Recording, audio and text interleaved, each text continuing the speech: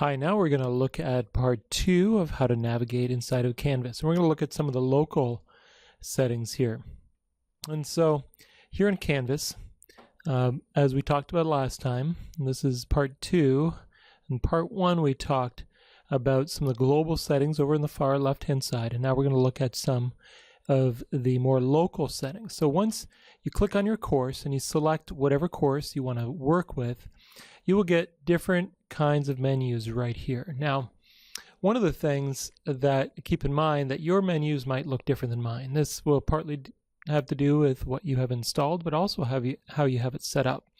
So you can click down here on Settings and then click up on Navigation if it's not already clicked. And it will show you all the menus that are available to you. Now this is helpful because when you are setting up your course and as you launch and publish your course, you could limit the number of navigation tabs that students will see so that it kind of focuses them on whatever it is that you are using. Now, the way you do that is that you can, if I know I'm not going to use outcomes, I can click and drag this down to the bottom. But make sure you hit this Save button down here at the bottom. If you don't hit the Save, it won't work. And then when you go back, you can see from a teacher standpoint, the outcome button is grayed out. Now, this brings me to another little tip, which is that if you ever want to see what the student sees, you can click on Settings. Right over here on the right-hand side, there's something called Student View. And if you click on that, you'll see along the bottom is a bar that will tell you that there's a student view. Currently logged in as student view. You can go through and you can do any of the quizzes or activities and so on. And this can be very helpful to see what the student will see. And you can see how that changed. Now my outcomes menu is not on the left-hand side. If I leave student view, then it will show up here again in the gray to allow the teacher to access it still. So looking at the different navigation here, the local navigation on the Canvas course, we've got the home button here. The home button will take you to whatever you have selected to. And so this is an important thing to remember at the beginning of setting up your course. And you set that over here on Choose the Home page. Under there you can select it for the course activity stream. These are just whatever is happening currently in the course. Pages to a front page, and this is where you have to actually set up and select a front page, and I can show you how to do that in another video, or to the course modules, or to assignments list, or to syllabus. And this means that whenever a student comes to the course and they come to the home page, it will automatically go to one of these things. Now what I like to do is to set it up as a front page at the beginning with some good navigation and some early tips for when the students come in and maybe links to the syllabus and so on. And then once the course is underway, click on the course modules, because that's how I like to organize my courses, but you may want to do something different. So at a later time, look for another tutorial to talk about setting up your front page. So that's the home page. You click on Syllabus. You may or may not have something here. What you will get is under Edit here, be able to click on any of the information here, upload a syllabus, and then down below any of the assignments. Now, this is a little tricky that you're going to see all the assignments that you have created connected with this course as a teacher. If a student sees this, they may not see everything here. They'll only see the ones that you have already activated. So just keep that in mind. There's not any way to just kind of turn that off. It's just default for the course syllabus. Really, the only way around that is to take away the tab altogether and put the syllabus someplace else. We have modules here. This, as I said, is the typical way I like to organize my courses, by creating a module and setting them up as units or by weeks or in sections, and sometimes putting resources and so on at the bottom. And this is kind of a good default view for the students as well. We'll look at the announcements here. Announcements are ways to kind of send out a little bit of information to the students without emailing them directly, something that will stay here in the Canvas course, not as an individual email. Students can reply to them, and you can thread things underneath the announcements. And we'll look at, in another tutorial as well, we will look at how to do these different pieces of content. Pages. Pages are basically your content pages, and this is where you're not expecting interaction out of the students.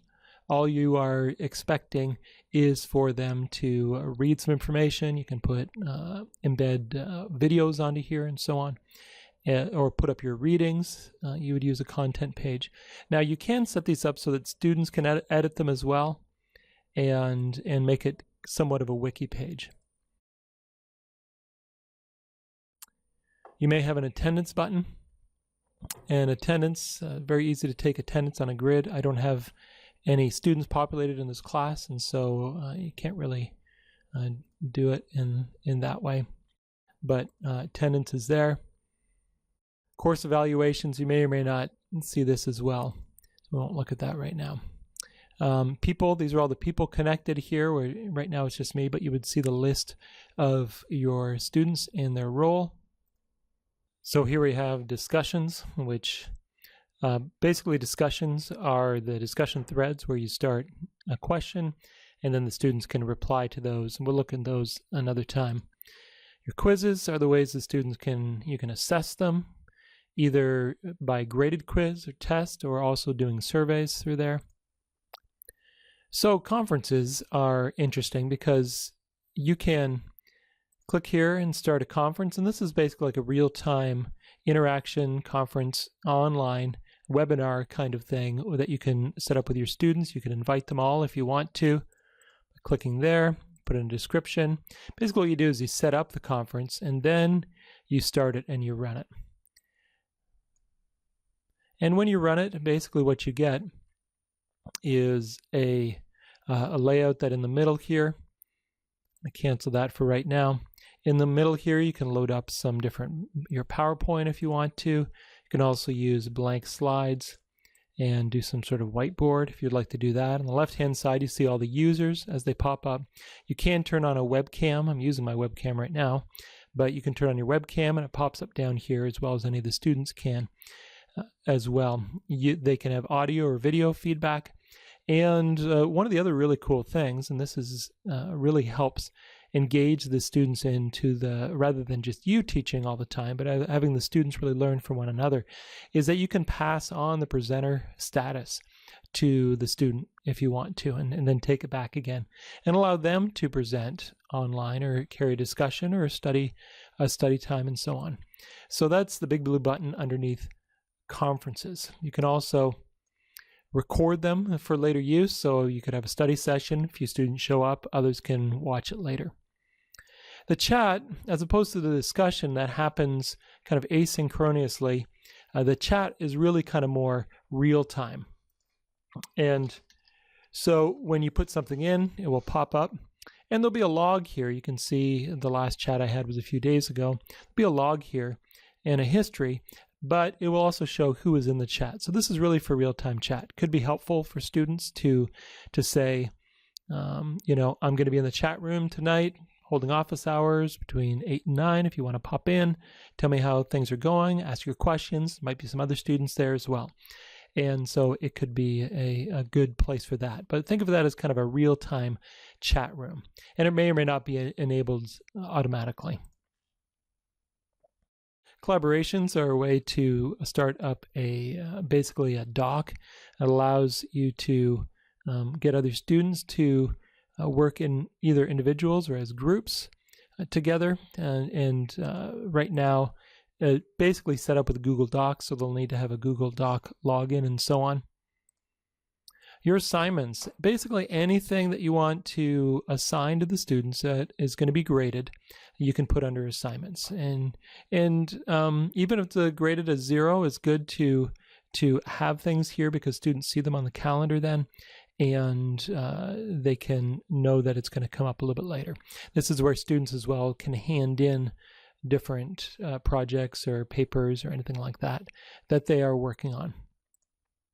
Files from a student view as opposed to the global view here from the class view will just show you all the files that have been uploaded just for this class itself. Any of the files here. You can also upload some other files for use in other classes. If you have a whole bunch of files perhaps that you want to use and pull into different content pages, you could upload them here and then load them into the content later.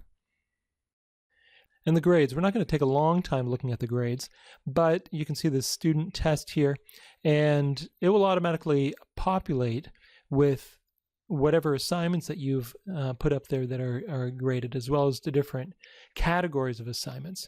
And the way you grade them essentially is go to the assignment, you can click on Speed Grader, and it will flip through the different students here. And right now I just have one test student. We'll get into grading in another YouTube as well, so that you can see how that works. And I'll have one that you can see how it would work with multiple students.